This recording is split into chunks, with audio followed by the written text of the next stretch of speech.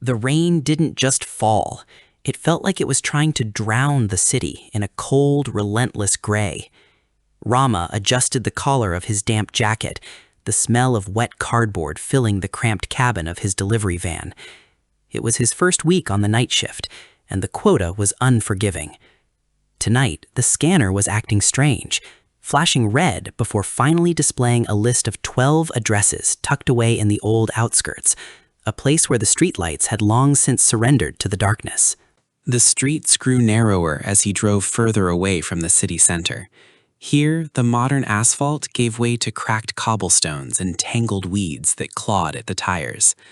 The silence was heavy, broken only by the rhythmic thud of the windshield wipers.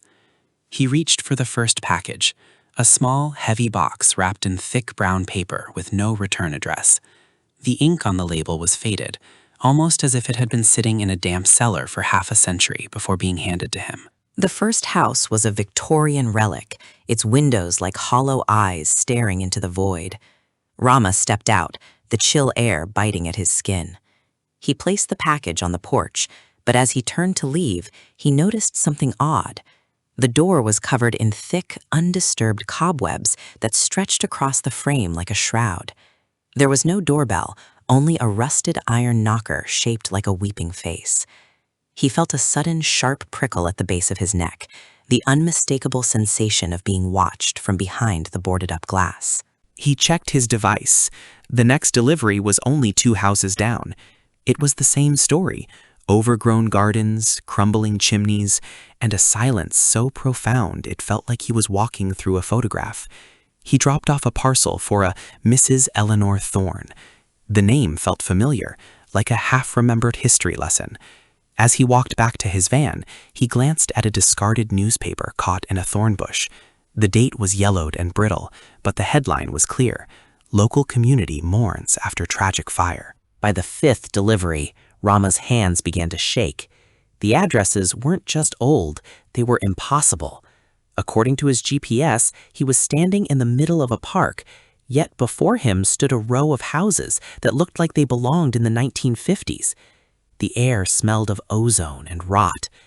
He pulled out his phone to call the dispatcher, but there was no signal, only a low, rhythmic pulsing sound coming from the speaker, sounding like a distant, slow-moving heartbeat echoing from deep underground. He decided to search one of the names on his offline map archives: Arthur Peneligan, 42 Blackwood Lane. His blood turned to ice as the search result loaded a digital archive of a cemetery record. Arthur Peneligan, deceased, 1964. Cause of death, natural causes.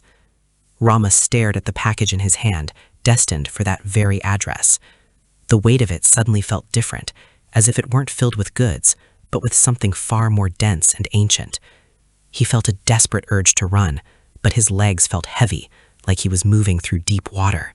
Every name he checked yielded the same terrifying result. Margaret Shaw, died 1971. Thomas Miller, died 1982. He was delivering items to a neighborhood of ghosts. He looked back at his van, but it seemed further away than it should have been. The houses seemed to be leaning in toward him, their silhouettes shifting in the corner of his eye. He realized with a jolt of horror that the packages weren't being delivered to the living. They were offerings to the forgotten, and he was the one chosen to bridge the gap. There was one package left at the bottom of the bin. It was smaller than the rest, neatly tied with a black ribbon. He didn't want to look at the name. He didn't want to know who was waiting at the final stop. But the scanner chirped, a high-pitched, insistent sound that pierced his skull. It wouldn't let him leave until the job was done. The final address was just around the corner, a small cottage that looked surprisingly well-maintained compared to the others, with a single candle burning in the window. His breath hitched in his chest as he read the label on the final box. It didn't just have a name, it had a photo. It was his own face, younger, smiling back at him from a printed ID card. The name on the package was his own, Rama Sastro. Below it, a date was printed in bold black letters. It was tonight's date, followed by the words, "Final delivery completed." He looked at his hands and realized they were becoming translucent. The light of the candle shining through his skin as if he were fading into the mist himself. The realization hit him like a physical blow. He remembered the rain, the slick road, and the sudden glare of headlights on the highway hours ago. He remembered the sound of twisting metal and the sudden, peaceful silence. He wasn't a courier starting a new shift.